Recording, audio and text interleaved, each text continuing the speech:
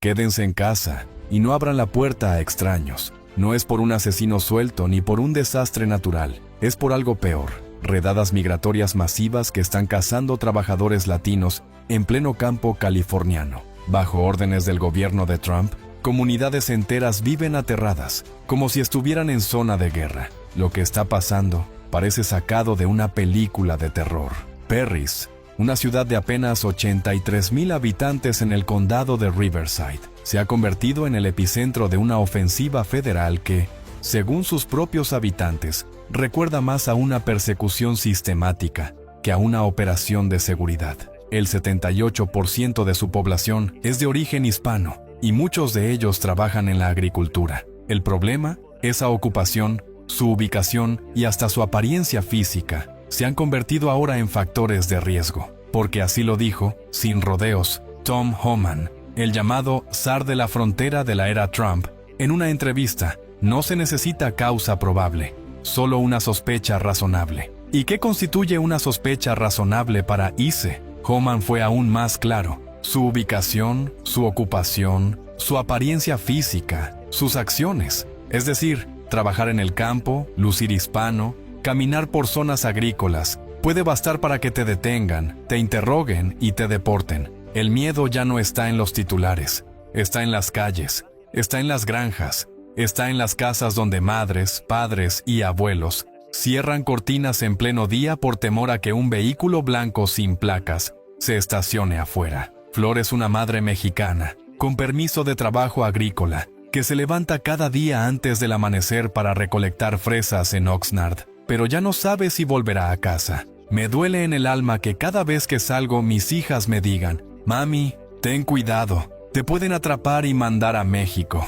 Yo solo estoy trabajando, dice con voz quebrada a la agencia Reuters. Flor pidió no revelar su apellido. El miedo no se limita a los que están en situación irregular. El miedo es ahora generalizado. Muchos trabajadores agrícolas han dejado de presentarse, no por enfermedad, no por flojera, sino porque salir de casa, en este momento, es jugarse la vida, o peor aún, jugarse el futuro de su familia. El 10 de julio, en una redada en una granja de cannabis en Camarillo, la situación escaló. Un total de 361 personas fueron detenidas, en lo que ya se considera la mayor operación migratoria en California en años recientes. Pero lo más grave es que esa redada dejó una víctima mortal. Jaime Alanís, un trabajador mexicano de 57 años, murió tras caer desde el techo de un invernadero. Se había subido intentando esconderse. Pasó 2 días en cuidados intensivos antes de fallecer. Su sobrina confirmó su muerte en redes sociales. Mientras tanto, el Departamento de Seguridad Nacional, DHS, se lavó las manos con un comunicado frío. Este hombre no estaba bajo custodia. No lo perseguíamos. Cayó solo. ¿Pero qué puede empujar a un hombre de casi 60 años a subirse a un techo a 9 metros de altura? La respuesta no está en los papeles oficiales. Está en el pánico que se vive en cada redada. Un pánico que, según testigos, ha sido alimentado por la creciente violencia en los operativos. Teresa Romero, presidenta del sindicato United Farm Workers, lo resume así: esta vez usaron gas. Arrestaron con mucha fuerza. He visto muchas redadas, pero esto es diferente. Romero también denunció el uso de un helicóptero para intimidar a los trabajadores, así como gases irritantes para dispersar a los familiares que intentaban impedir los arrestos. El gobierno, por su parte, insiste en que sus blancos son criminales peligrosos. Lo peor de lo peor, repiten una y otra vez los voceros de Trump. Pero los datos oficiales cuentan otra historia. De los 361 arrestados, solo 4 personas tenían antecedentes penales. Eso representa apenas el 1,1%. Entonces, si no son criminales, ¿a quién están cazando? Y lo más inquietante es que esta cacería apenas comienza. En los campos de cultivo del sur de California, el silencio se ha vuelto más estruendoso que cualquier motor de helicóptero. En lugar de risas o conversaciones entre surcos, lo que se escucha es el rumor constante del miedo. Un murmullo que corre de boca en boca. ICE estuvo aquí ayer. Se llevaron a 5 del rancho de al lado. Dijeron que vuelven mañana. La incertidumbre ha cambiado por completo la rutina de miles de familias trabajadoras. Hay quienes ya no llevan a sus hijos a la escuela. Otros, como Flor, salen solo cuando es estrictamente necesario. Algunos, simplemente, ya no salen. Desde sus ventanas, observan un paisaje que solía representar esperanza y ahora solo transmite amenaza. Y no es paranoia, es prevención, porque aunque algunas organizaciones civiles han logrado que un tribunal federal limite temporalmente las redadas, en la práctica los operativos continúan, y lo hacen con una agresividad creciente, desafiando incluso las órdenes judiciales. El 11 de julio, apenas horas después de que la jueza federal Mahame Frimpong exhortara al gobierno a detener las detenciones sin causa razonable, agentes de ICE realizaron nuevas patrullas itinerantes en los condados de Ventura y Tulare. Lo hicieron a pesar del fallo, y lo hicieron con el mismo criterio señalado por la propia jueza como ilegal: el perfil racial. La Unión Estadounidense de Libertades Civiles, ACLU, denunció que los agentes continúan deteniendo personas basándose únicamente en su apariencia o en el lugar donde se encuentran, personas que no han cometido delito alguno, personas que, muchas veces, tienen documentos en regla o están en procesos migratorios activos. Aún así, son interrogadas, detenidas, separadas de sus familias y puestas en proceso de deportación. Lo que está ocurriendo, según analistas legales, podría considerarse una violación sistemática de derechos civiles: la detención sin causa, el uso de fuerza desproporcionada, la negación del acceso a abogados y el amedrentamiento colectivo en áreas residenciales no son acciones aisladas, son una estrategia que parece tener como objetivo no solo deportar, sino sembrar el terror, convertir el miedo en un instrumento de control, obligar al silencio, paralizar comunidades enteras, debilitar la resistencia social. Y mientras los operativos se multiplican, los funcionarios locales se encuentran maniatados. Michael Vargas, el alcalde de Perris, lo dijo con claridad: no tenemos la jurisdicción legal para interferir con los funcionarios federales de inmigración. Lo único que podemos hacer es instar a nuestros residentes a conocer sus derechos y mantenerse a salvo. Pero para muchos, saber sus derechos no ha sido suficiente. Los testimonios se acumulan. Hay quienes fueron detenidos cuando salían del supermercado, otros cuando dejaban a sus hijos en la escuela, uno más al ir a pagar un recibo de agua en una oficina municipal. No estaban escondidos, no eran fugitivos, estaban haciendo su vida, hasta que fueron interrumpidos. Y en cada redada, la misma escena: gritos, confusión, niños llorando, teléfonos que no contestan, trabajadores que no regresan, casas que quedan con la puerta abierta y el café servido sobre la mesa. Algunos líderes agrícolas han empezado a alzar la voz, no por razones humanitarias, sino por necesidad económica. El impacto en las cosechas ya se siente, faltan manos en los surcos, hay productos que se están perdiendo y los retrasos en la cadena de suministro amenazan con escalar. Pero el gobierno federal no da señales de moderar su ofensiva. Por el contrario, el Departamento de Seguridad Nacional ha reforzado su discurso. Insiste en que se trata de medidas necesarias para la seguridad nacional y asegura que cualquier daño colateral es responsabilidad exclusiva de quienes deciden resistirse o huir. Pero huir, en este contexto, es casi una respuesta instintiva. No se necesita ser culpable para tener miedo. Solo basta con estar en el lugar equivocado, con el acento equivocado,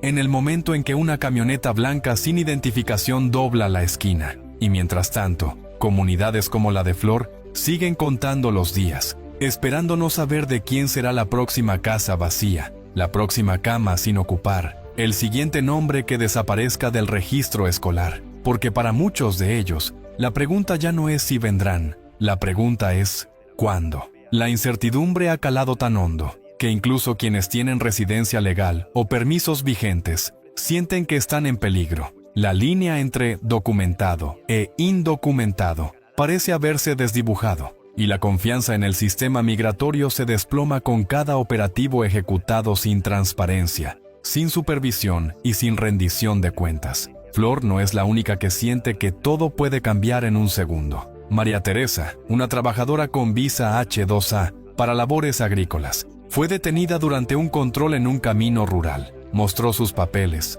estaban en orden. Aún así, la retuvieron durante 4 horas, sin contacto con un abogado y sin explicaciones. La liberaron cuando un supervisor del campo logró intervenir.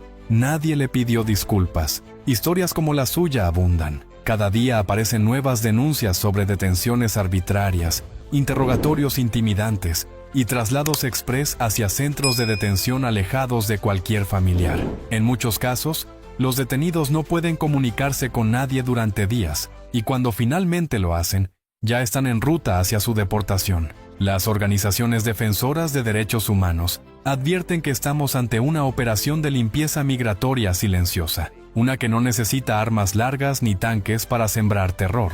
Le basta con trajes oscuros, placas federales y órdenes vagas basadas en la sospecha razonable. Pero el problema es más profundo, porque esta campaña de redadas no es solo una ofensiva contra personas migrantes, es también un golpe directo contra sectores enteros de la economía: la agricultura, la industria alimentaria, la distribución de productos frescos. Todos dependen, en gran medida, de la mano de obra migrante. Sin ellos, las cadenas de suministro se rompen. Sin ellos, las cosechas se pierden. Los productores lo saben. Por eso han comenzado a alertar al gobierno sobre una consecuencia que ya se siente en los precios de los alimentos y que puede escalar en los próximos meses. Pero la respuesta ha sido un muro de indiferencia. En Washington, las cifras se celebran. La Casa Blanca presume de haber ejecutado más de 1,200 arrestos en menos de 30 días, como parte del nuevo plan de seguridad reforzada en California.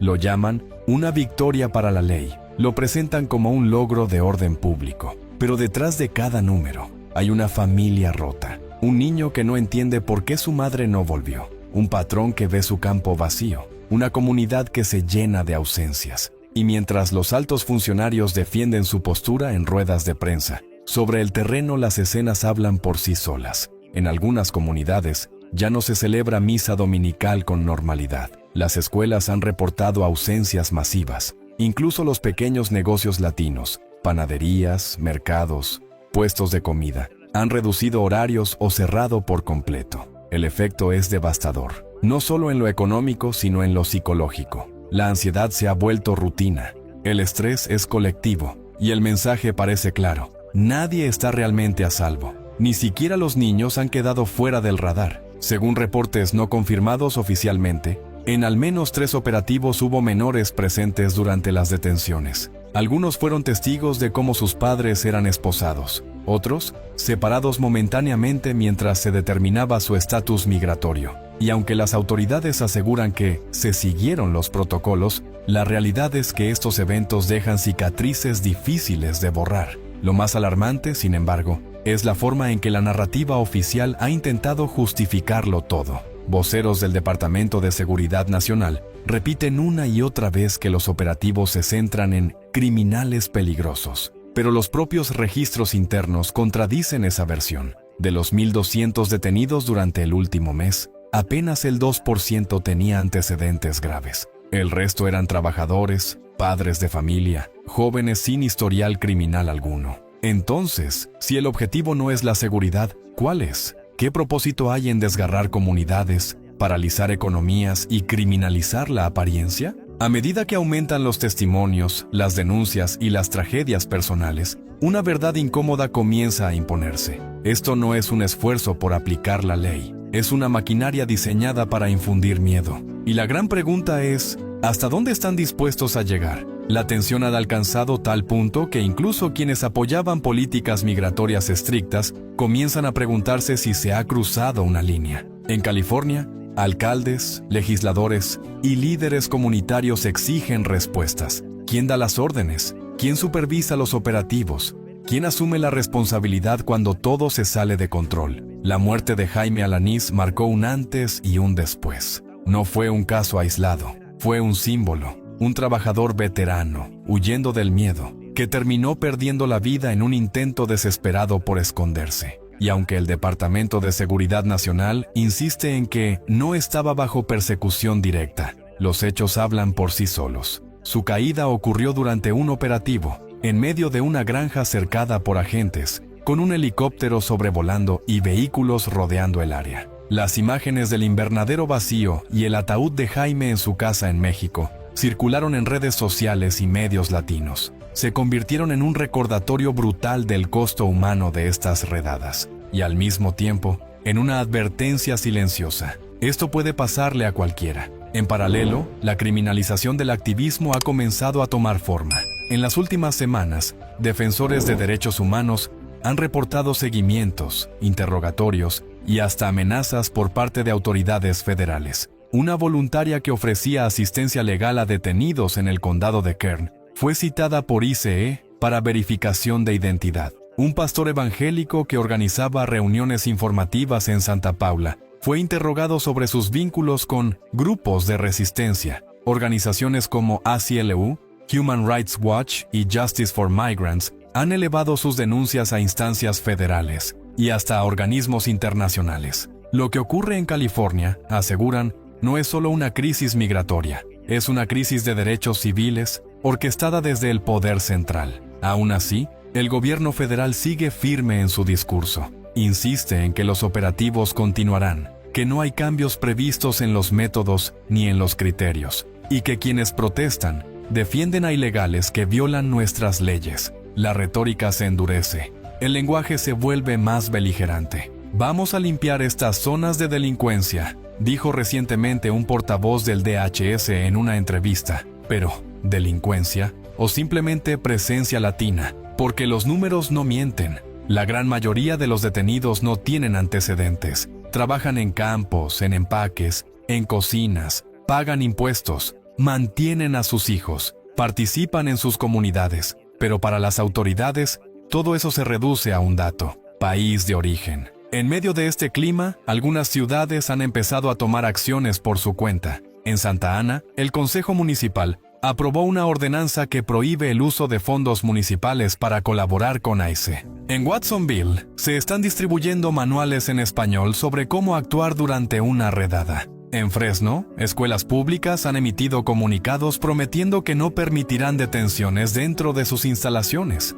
Pero son gestos que, aunque valientes, no detienen la maquinaria, no impiden que familias sean separadas, no logran que los agentes se retiren y, sobre todo, no brindan la certeza de que mañana no volverán. Mientras tanto, las redes de apoyo comunitario crecen en silencio. Grupos de vecinos que se vigilan entre sí, activistas que crean rutas seguras, abogados voluntarios que trabajan sin descanso. Porque cuando el sistema falla, queda la solidaridad. Cuando la ley se aplica sin justicia, surge la compasión. Flor sigue yendo al campo. No tiene opción. Sus hijas la esperan. Cada día sale con el corazón encogido, sin saber si volverá. Guarda su identificación en una bolsa de plástico. Lleva memorizado el número de un abogado y ha instruido a las niñas sobre qué hacer si ella no regresa. Yo no estoy haciendo nada malo, dice. Solo trabajo, cuido a mis hijas y trato de vivir en paz. Pero cada día siento que eso es un delito.